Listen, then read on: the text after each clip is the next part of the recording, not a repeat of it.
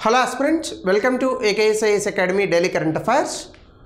So నేను ఇచ్చినటువంటి క్వశ్చన్లో ఇండియన్ పీనల్ కోడ్ ఏ సెక్షన్ ప్రకారం మనకి సూసైడ్ అనేటటువంటిది నేరంగా పరిగణించబడుతుంది? ఇది పాత సెక్షన్స్ ఇవి. సో ఇట్స్ సెక్షన్ 309లోకి వస్తుంది, 309. సో కాబట్టి ఇది గుర్తుపెట్టుకోండి. So there is a chance of asking. ఇక ఈరోజు టాపిక్ వచ్చేసి దాదాపుగా ఒక 7-8 నెలల నుంచి ప్లాన్ చేశారట ఉక్రెయిన్ వాళ్ళు రష్యా తాలూకా ఎయిర్ బేస్ మీద డ్రోన్స్తో అటాక్ చేయడానికి. ఇది ఎలా చేశారంటే ఉక్రెయిన్ తాలూకా డ్రోన్లను రష్యాలోకి స్మగ్లింగ్ చేసి అక్కడ ప్లాన్ చేసి ఈ యొక్క డ్రోన్స్తో అక్కడ ఉన్నటువంటి ఎయిర్ బేస్ని అటాక్ చేశారట. ఇందులో దాదాపుగా $100 కోట్ల పైగా నష్టం వాటిల్లింది రష్యా తాలూకా ఎయిర్ప్లేన్స్కి అని చెప్తున్నారు. అంటే రష్యా తాలూకా యుద్ధ విమానాల్లో 40 యుద్ధ విమానాలు ధ్వంసం అయ్యాయని కూడా చెప్తున్నారు. సో దీనికి సంబంధించి ఇప్పుడు మరొకసారి ఉక్రెయిన్ అలాగే రష్యా మధ్య ఉన్నటువంటి వివాదాలు ఇంకాస్త పెరిగేటటువంటి అవకాశం ఉన్నాయి. బట్ సీజ్ ఫైర్ అగ్రిమెంట్ వైపు కూడా ఇది వెళ్ళేటటువంటి అవకాశం కూడా ఉంది. సో దీనికి సంబంధించి ఒకసారి కనుక మనం చూస్తే అసలు ఈ ఉక్రెయిన్ రష్యా వార్ ఇది రావడానికి గల కారణం ఏంటి? మనం గతంలో కూడా ఉక్రెయిన్ రష్యా వార్ గురించి తెలుసుకున్నాం, కానీ అవి కాకుండా వేరొక విషయాలను ఈరోజు చెప్పేటటువంటి ప్రయత్నం చేస్తాం.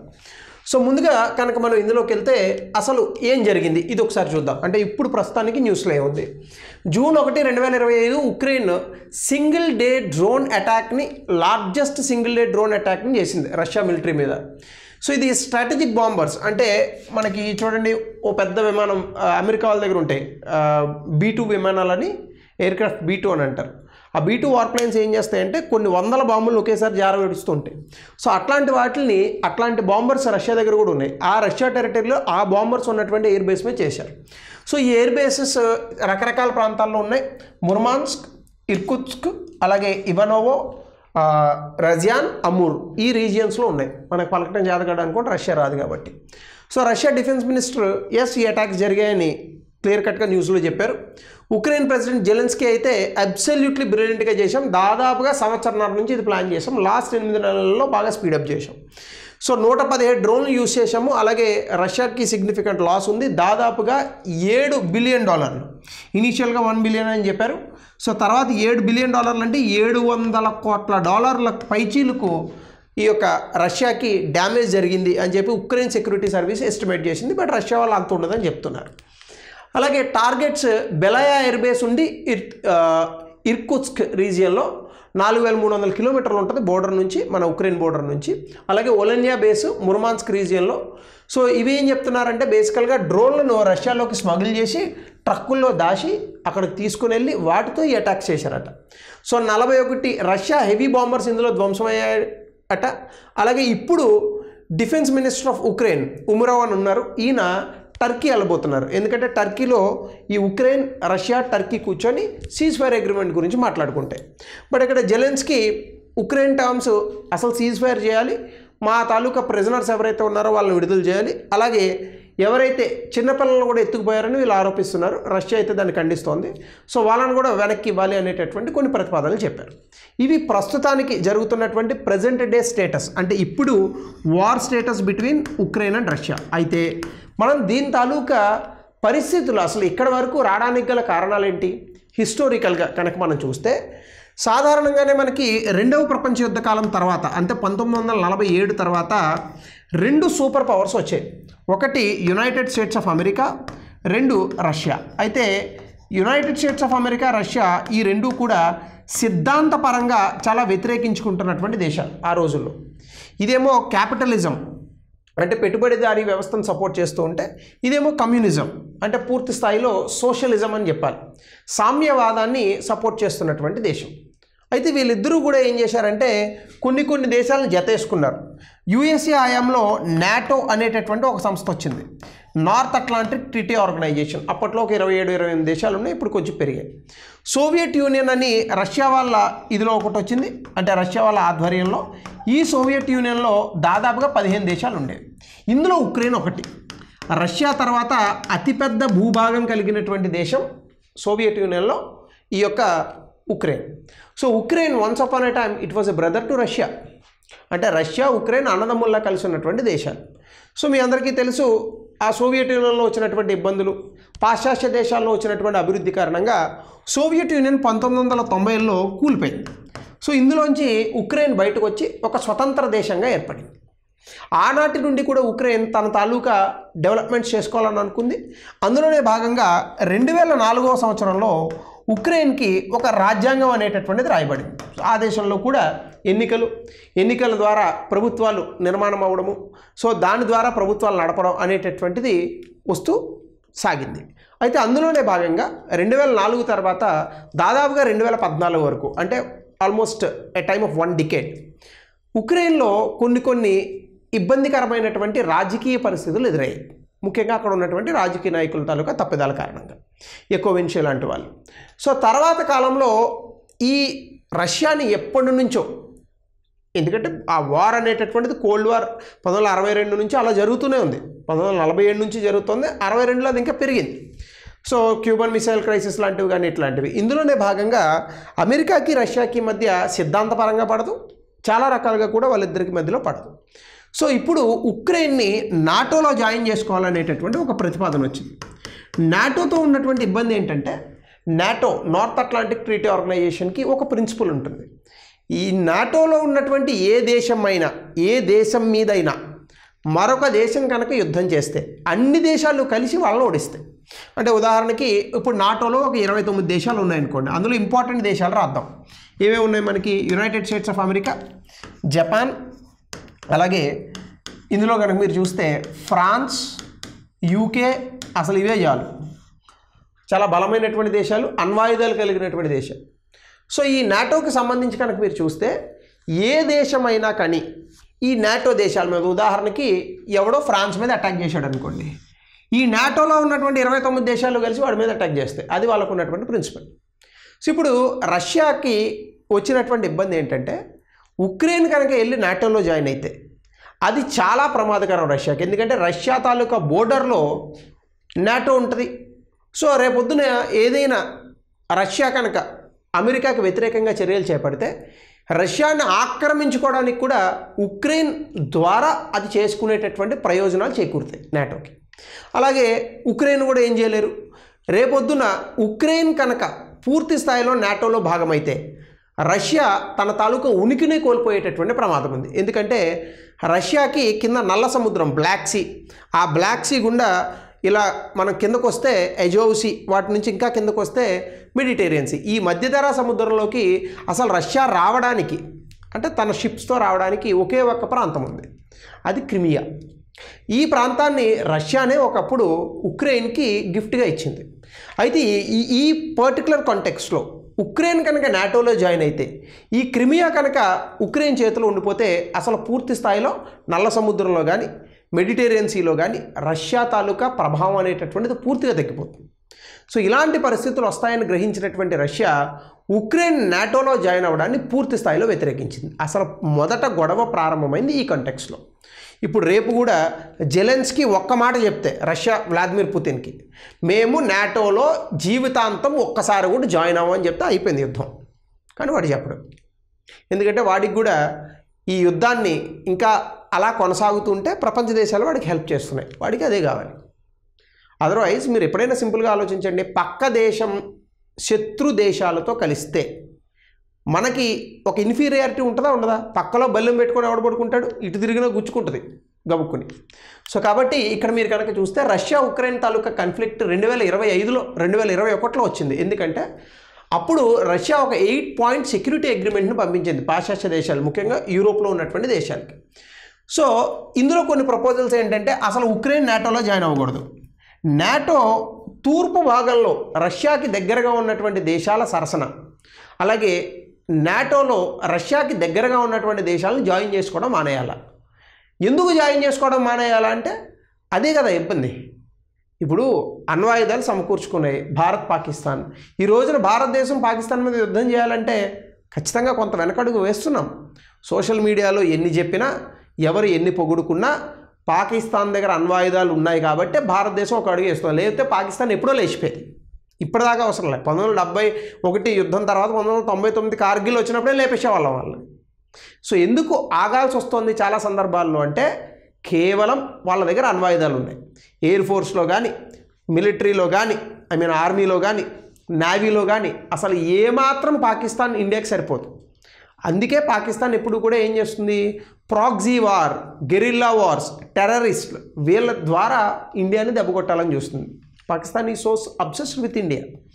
సో ఇక్కడ నాటో కనుక తూర్పు భాగంలో ఉన్నటువంటి రష్యా కింద ఉన్నటువంటి దేశాలని కనుక అందులో భాగంగా తీసుకుంటే అది ఖచ్చితంగా ఇబ్బంది వస్తుంది. దానివల్ల ఏమవుతుంది, రష్యా తన తాలూకు ఉనికిని కోల్పోయే ప్రమాదం ఉంది. కాబట్టి రష్యా ఏం చెప్తుందంటే మా బోర్డర్కి, మా సరిహద్దుల్లో మీ నాటో తాలూకా మిలిటరీ ఎక్సర్సైజ్ చేయకండి, మీరు ఎక్కడైనా చేసుకోండి. ఇది రష్యా ఇచ్చినటువంటి ప్రతిపాదనలు. దీన్ని పూర్తి స్థాయిలో యూరోప్ దేశాలు వ్యతిరేకించాయి, ఉక్రెయిన్ కూడా వ్యతిరేకించింది. తర్వాత రష్యా ఉక్రెయిన్ తాలూకా రిలేషన్స్ కనుక మనం చూస్తే ఇగో మీకు ఇక్కడ చాలా క్లియర్గా కనిపిస్తుంది చూడండి. ఇది ఎజోవ్ సీ, ఇది రష్యా తాలూకా రీజియన్, ఇది ఉక్రెయిన్. ఇక్కడ మీరు అనొచ్చు సార్ ఎజోవ్ సీ అంటే ఇగోండి ఈ రష్యా ఈ ప్రాంతంలోంచి కూడా షిప్పులు రావచ్చుగా అని మీరు అనొచ్చు. కాకపోతే ఇక్కడ కాకాషస్ మౌంటైన్స్ ఉంటాయి. సో కాబట్టి రష్యా ఈ ప్రాంతం ఉండగా మీరు ఎక్కువగా ఈ బ్లాక్ సీలోకి రాలేదు. అదే మీరు ఇక్కడ కనుక చూస్తే ఇక్కడ మీకు ఒక రీజియన్ కనిపిస్తుంది, డొనెస్క్ రీజియన్ అని చెప్పేసి. అలాగే ఇక్కడ ఒకటి కనిపిస్తుంది లుహాన్స్క్ రీజియన్ అని. ఇక్కడ ఈ దేశం ఉక్రెయిన్దే కానీ అక్కడ రష్యా సంతతికి చెందినటువంటి వ్యక్తులు అంటే రష్యా జనాలే ఇక్కడ ఎక్కువగా బ్రతుకుతూ ఉంటారు. ఒకటి. రెండు, ఈ క్రిమియా అనేటటువంటి ఈ యొక్క ప్రాంతం ఏదైతే ఉందో ఈ పెనున్సులా, ఈ క్రిమియా అనేటటువంటి ప్రాంతాన్ని ఒకప్పుడు రష్యానే ఉక్రెయిన్కి ఇచ్చింది. ఇప్పుడు ఇక్కడ రష్యా ఎప్పుడు కూడా తన ఎయిర్ బేసెస్ని అలాగే తనకున్నటువంటి నావీని, ఎయిర్ బేసెస్ కాదు కానీ నావీ ఇవన్నీ కూడా ఇక్కడే పెట్టుకుంటుంది. ఇప్పుడు ఇక్కడ నుంచి ఇలా కిందకు వస్తే నల్ల సముద్రం, ఇంకా కిందకి వెళ్తే మధ్యధరా సముద్రం, ఇటు పక్కకి వెళ్తేనేమో అట్లాంటిక్ ఓషన్, అటుపక్కకు వస్తేనేమో మనకు ఉన్నటువంటి అరేబియన్ సీ. 1971 భారతదేశం పాకిస్తాన్తో యుద్ధం చేస్తున్నటువంటి సమయంలో అమెరికా, యూకే వీళ్ళందరూ కూడా భారతదేశం మీద యుద్ధం చేయడానికి కట్టకట్టుకొని వచ్చారు. అప్పుడు ఈ ప్రాంతం నుండే రష్యా తన తాలూకా సబ్మెరీన్స్ని పంపించింది. సో రేపొద్దున కనుక ఈ క్రిమియా, ఉక్రెయిన్ వీళ్ళందరూ నాటోలో జాయిన్ అయితే అమెరికా ఖచ్చితంగా ఈ ప్రాంతాన్ని కంట్రోల్ చేస్తుంది. అమెరికా ఈ ప్రాంతాన్ని కంట్రోల్ చేస్తే రష్యా పూర్తి స్థాయిలో West Asia, Central Asia, Mediterranean Sea, Africa ఇలాంటి దేశాల మీద తనకున్నటువంటి పట్టును కోల్పోయే ప్రమాదం ఉంది. కాబట్టి రష్యా ఏం చేసిందంటే 2021 ఎప్పుడైతే ఆ అగ్రిమెంట్ ఒప్పుకోలేదో ఉక్రెయిన్, 2014లో ఈ క్రిమియా అనేటటువంటి ప్రాంతాన్ని పూర్తి స్థాయిలో ఎనెక్స్ చేసింది. అయితే దీనికి సంబంధించి కనుక మనం చూస్తే ఉక్రెయిన్ దాదాపుగా 6 లక్షల స్క్వేర్ కిలోమీటర్స్ కలిగినటువంటి దేశం, 4 కోట్ల మంది జనాభా, యూరోప్లోనే సెకండ్ లార్జెస్ట్ కంట్రీ ఏరియా ప్రకారం, 8వ అతిపెద్ద దేశం పాపులేషన్ ప్రకారం. ఈస్ట్ వైపు అంటే తూర్పు వైపు ఈ యొక్క ఉక్రెయిన్కి రష్యా ఉంటుంది, ఉత్తరం వైపు బెలారస్ అనేటటువంటి దేశాలు ఉంటాయి, పశ్చిమాన చాలా వరకు ఐరోపా దేశాలన్నీ ఉంటాయి. Maritime borders Azov sea, black sea ఈ రెండు సముద్రాలతో దీనికి కలయిక ఉంది, తీర ప్రాంతం ఉంది. ఒకప్పుడు ఈ ఉక్రెయిన్ అనేటటువంటి ప్రాంతం ఒట్టోమన్ ఎంపైర్లో ఉండేది, తర్వాత కాలంలో ఎక్కువసార్లు రష్యన్ ఎంపైర్లో ఉంది, తర్వాత కాలంలో సోవియట్ యూనియన్లో ఉంది. ఇంకా గట్టిగా మాట్లాడితే బోల్షివిక్ రెవల్యూషన్ అని ఉంటుంది, జారిస్ట్ రిజైమ్ అని ఉంటుంది. ఈ జారిస్ట్ రిజైమ్ అంటే రష్యాలో ఎన్నికలు, రిపబ్లిక్స్ ఇవన్నీ లేకున్నటువంటి ముందు కాలంలో ఒక డైనస్టీ దాన్ని పరిపాలించేది, అదే జారిస్ట్ రిజైమ్. ఆ జారిస్ట్ రిజైమ్లో కూడా ఉక్రెయిన్ అనేటటువంటిది రష్యా సామ్రాజ్యంలోనే భాగంగా ఉంది. అంటే ఒక రకంగా చెప్పాలంటే రష్యా ప్రాంతమే ఉక్రెయిన్, తర్వాత సెపరేట్ దేశంగా అది ఏర్పడింది. అయితే తర్వాత 1991లో ఎప్పుడైతే సోవియట్ యూనియన్ పడిపోయిందో ఆ కాలంలో ఉక్రెయిన్ ఒక స్వతంత్ర దేశంగా వచ్చింది. 2004, 2005లో అక్కడ ఎలక్షన్ ఫ్రాడ్లకు సంబంధించి కొంత ఇబ్బందులు జరిగాయి, దానివల్ల రీఎలక్షన్ జరిగింది. అందులో యుచెన్స్కో అనేటటువంటి వ్యక్తి విక్టరీ సాధించాడు. అప్పుడు దీన్ని ఆరెంజ్ రెవల్యూషన్గా ప్రపంచం పేర్కొంది. తర్వాత కాలంలో ఏమైందంటే యూరో మైదాన్ అని చెప్పేసి కొన్ని మాస్ ప్రొటెస్టులు జరిగాయి. అప్పట్లో ప్రెసిడెంట్ యానుకోవిచ్ అని ఒక ఆయన ఉన్నాడు. ఈ యానుకోవిచ్ దొంగతనంగా ఎలక్షన్లో గెలిచాడు, అసలు ఏమాత్రం కూడా ప్రజల్ని పట్టించుకోవట్లేదు అనేటటువంటి ఉద్దేశంతో అక్కడ ఒక రెవల్యూషన్ వచ్చింది. అందులో భాగంగా ఇతన్ని తీసేశారు. 2004లో ఏదైతే రాజ్యాంగాన్ని తీసుకొచ్చారో ఆ రాజ్యాంగం ద్వారానే ఉక్రెయిన్ పరిపాలించడం అనేటటువంటిది ప్రారంభమైంది. తర్వాత ఉక్రెయిన్ కొన్ని కారణాల వల్ల నాటోకి దగ్గరైంది. అంటే ముఖ్యంగా అమెరికాతో సత్సంబంధాలను పెంచుకోవడం, అమెరికా నుంచి ఆయుధాలను కొనడం, అమెరికా తాలూకా పాలిటిక్స్ ఉక్రెయిన్తో ముడిపడి ఉండడం, ఇట్లాంటి పాలిటిక్స్ ఉక్రెయిన్తో ముడిపడి ఉండడం రష్యాను దెబ్బకొట్టడానికి. సో ఇట్లాంటి కొన్ని సందర్భాల్లో నాటోతో చాలా దగ్గరైంది ఉక్రెయిన్. సో ఒక సందర్భంలో మేము నాటోతో జాయిన్ అవుతాం అనేటటువంటి ఒక డైరెక్ట్ స్టేట్మెంట్ను కూడా ఇచ్చింది. దీన్ని పసిగట్టినటువంటి రష్యా 2021 సంవత్సరంలో ఒక అల్టిమేటం ఇచ్చింది. నువ్వు అసలు ఉక్రెయిన్ నాటోలో జాయిన్ అవ్వడానికి వీల్లేదు. ఉక్రెయిన్ ఏమందని నువ్వెవడు చెప్పడానికి అని. సో ఇది ఎప్పుడైతే జరిగిందో ఉక్రెయిన్ నువ్వెవడు చెప్పడానికని ఎప్పుడైతే అన్నదో, ఓహో వీడు జాయిన్ అవుతాడు ఈ రోజు కాకపోతే రేపైనా. సో సాధ్యమైనంత వరకు ఏం చేయాలి, ఈ ఉక్రెయిన్ని నాటోలో జాయిన్ అవ్వనివ్వకుండా చేయాలి. 1, 2 ఒకవేళ జాయిన్ అయితే వీడి కింద ఉన్నటువంటి క్రిమియా మనకు చాలా ఇంపార్టెంట్ కాబట్టి క్రిమియాని తీసుకోవాలి. అలాగే ఒకవేళ ఉక్రెయిన్ నాటోలో జాయిన్ అయితే కొంత భాగం ఉక్రెయిన్ని సెపరేట్ దేశంగా, అంటే మనం ఎట్లయితే ఏ స్ట్రాటజీ 1947లో భారత్ పాకిస్తాన్ విడిపోయిన తర్వాత 1971లో ఏం చేసాం, మనమేం చేయలే, వాడు చేసుకున్నదే, మనం ఆ అగ్నికి ఆజ్యం పోసాం అంతే.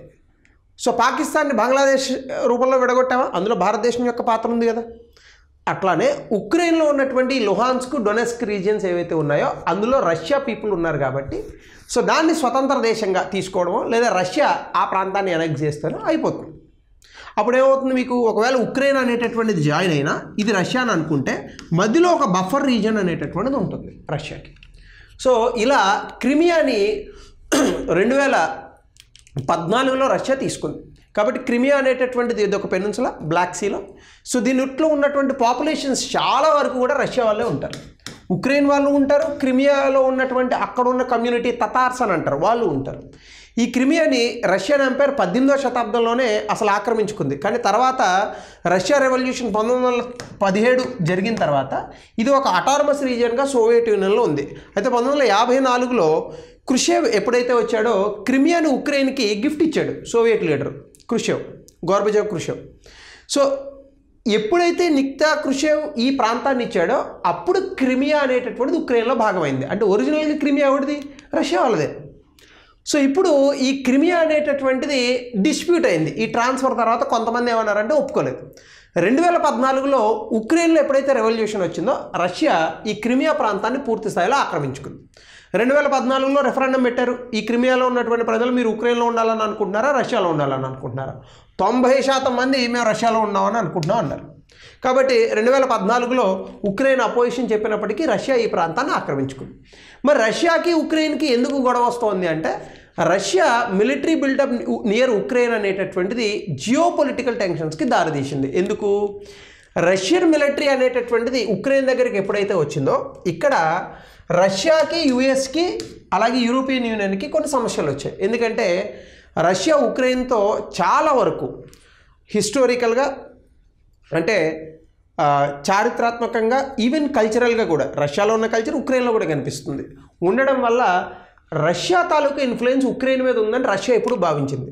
సో రష్యా ఏమనుకుందంటే చాలా వరకు యూరోప్లో ఉన్నటువంటి దేశాలు నాటోలో జాయిన్ అవుతున్నాయి, రష్యా ఎక్కడుంది, ఉక్రెయిన్ ఎక్కడుంది, ఎప్పటికీ ఉక్రెయిన్ నాటోలో జాయిన్ అవ్వదు. కాబట్టి ఒకవేళ ఈ యూరోప్లో ఉన్నటువంటి దేశాలన్నీ కూడా నాటోలో జాయిన్ అయినా ఉక్రెయిన్ మనకి మధ్యలో బఫర్గా ఉంటుందని రష్యా ఫీల్ అయింది. కానీ తర్వాత కాలంలో ఏం జరిగింది, ఈ వీడే అందులోకి పోతానని అనేటప్పటికీ రష్యాకి గొంతులో ఇబ్బంది వచ్చింది. సో కాబట్టి ఈ కారణాల చేత ఏమైందంటే రష్యా నాటో ఎక్స్పాన్షన్ని ఆపండి అని అమెరికాకి చెప్పింది, ఉక్రెయిన్కి చెప్పింది, వాళ్ళు ఒప్పుకోవాలి. సో కాబట్టి యుఎస్ రిఫ్యూజ్ చేసింది. అప్పుడు జెలెన్స్కీ ఏమన్నాడంటే మేము మా ఇష్టం వచ్చినట్టు తీసుకుంటాం ఉక్రెయిన్, నువ్వెవడు చెప్పడానికి అని తెరవబడినాడు రష్యా మీద. ఇది ఎప్పుడైతే జరిగిందో అమెరికా ఆ సమయంలో జో బైడెన్ ప్రెసిడెంట్గా ఉన్నాడు 2014 ఆ తర్వాత ప్రాంతంలో ట్రంప్ అయిపోయిన తర్వాత. సో వాళ్ళు ఆఫ్ఘనిస్తాన్లో వాళ్ళు చేస్తున్నటువంటి యుద్ధాన్ని ఆపి ఆఫ్ఘనిస్తాన్లో వాళ్ళ ట్రూప్స్ని వెనక్కి తీసుకున్నారు. అండ్ జో బైడెన్ అంత హార్డ్ ప్రెసిడెంట్ ఏం కాదు, ఎందుకంటే బాగా వయసు అయిపోయింది, చాలా వయోవృద్ధుడు, ఈవెన్ మెట్లు నడవడానికి కొంత ఇబ్బంది పడినటువంటి సమయం. ఇలాంటి కారణాల వల్ల ఏం జరిగిందంటే ఆఫ్ఘనిస్తాన్ నుంచి ఎప్పుడైతే యుఎస్ బయటికి వస్తుందో ఆ సమయాన్ని రష్యా ఎంచుకొని ఉక్రెయిన్ మీద యుద్ధం ప్రకటించి యుద్ధం చేసింది. సో దాన్ని ఉక్రెయిన్ అనేటటువంటిది ఎదుర్కొంది. వెస్ట్రన్ నేషన్స్ ఉక్రెయిన్కి సహాయం చేశాయి, చాలా ఆయుధాలను పంపించాయి. అందులో భాగంగా ఉక్రెయిన్ కూడా రష్యాతో యుద్ధం చేసింది. కానీ ఉక్రెయిన్ ఎక్కువ కాలం నిలబడదు. కేవలం వెస్ట్రన్ నేషన్ సపోర్ట్ వలన మాత్రమే ఉక్రెయిన్ నిలబడుతోంది. సో ఇది జరిగినటువంటి అంశం. సో పుతిన్ అప్పటి నుంచి ఏం చెప్తున్నాడంటే రెడ్ లైన్ క్రాస్ చేయకండి, ఉక్రెయిన్ విషయంలో మీరు చాలా ఇబ్బంది పెడుతున్నారు. సో మీరు ఇబ్బంది పెడుతున్నారు కాబట్టి నేను యుద్ధం చేస్తున్నాను. మీరు నాటోలో జాయిన్ అవ్వనని ఉక్రెయిన్ చెప్పమానంటే రేపు రష్యా యుద్ధం ఆపుతుంది. సో ఇందులో ఇండియా స్టాండ్ ఏంటంటే, ఇండియా చాలామంది ఏమనుకుంటారంటే రష్యాకి ప్రోగా స్టాండ్స్ తీసుకుందని అనుకుంటారు. తప్పు. ఇండియా కాషియస్గా న్యూట్రల్ స్టాండ్ తీసుకుంది. అంటే మనం వాళ్ళ వైపు లేము, వీళ్ళ వైపు లేము. ఏమని చెప్తున్నాము, డిప్లొమాటిక్ ఎఫర్ట్స్ అంటే దౌత్యపరమైనటువంటి సంబంధాల ద్వారా మీరిద్దరూ యుద్ధం చేసుకోవడం ఆపేసి శాంతియుతంగా పరిష్కరించుకోండి అని చెప్పాం. అయితే S-400 మిసైల్స్ని ఇదే సమయంలో భారతదేశం రష్యా నుంచి కొన్నది. యుఎస్ అయితే భారతదేశం మీద ఒక రకమైన శాంక్షన్స్ పెడతామని కూడా చెప్పారు. కానీ ఎలాగోలా మన వాళ్ళు నెట్టుకొచ్చి రష్యా నుంచి కొన్నారు. అవే మొన్న S-400 మిసైల్స్, అటు నుంచి మిసైల్స్ వస్తే కొట్టాం కదా పాకిస్తాన్ మీద. సో ఈ మిసైల్స్ మనకు బడికొచ్చాయి. సో కాబట్టి ఇండియా అమెరికాకి ఇంపార్టెన్స్ ఇస్తుంది, యూరోపియన్ యూనియన్కి ఇంపార్టెన్స్ ఇస్తుంది, రష్యాకి ఇంపార్టెన్స్ ఇస్తుంది. ఎందుకంటే రష్యా మనకి చాలా హెల్ప్ చేసింది, ముఖ్యంగా ఆయుధ సామాగ్రిలో భాగంగా. కాబట్టి 2014లో యునైటెడ్ నేషన్స్లో ఒక రెజల్యూషన్ పెట్టారు, ఉక్రెయిన్ తాలూకా క్రిమియాని రష్యా అనెక్స్ చేయడం తప్పే కదా అని. భారతదేశం ఆ ఒప్పందానికి అసలు ఆ రెజల్యూషన్కి ఓటు వేయడానికి పోలేదు, ఆ తీర్మానానికి. సో కాబట్టి ఆ రకంగా ఇండియా రష్యాకి సంబంధించి న్యూట్రల్ స్టాన్స్, మనం రష్యా వైపు లేము, ఉక్రెయిన్ వైపు లేము. కానీ ఉక్రెయిన్ ఎప్పుడు కూడా మనం రష్యా వైపు ఉన్నామని అపార్థం చేసుకొని మన మీద కొంచెం అవాకులు చవాకులు పేలుతూ ఉంటాడు. సో ఇది ఎంటైర్ టాపిక్. సో దీనికి సంబంధించినటువంటి ఒక క్వశ్చన్, దీని ఆన్సర్ని కమెంట్ సెక్షన్లో తెలపండి.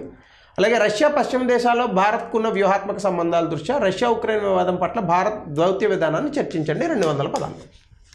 సో ఇది ఈరోజు టాపిక్. కొంచెం లెంగ్దీ టాపిక్ అయింది, but it is worth of listening. So thank you, have a nice day.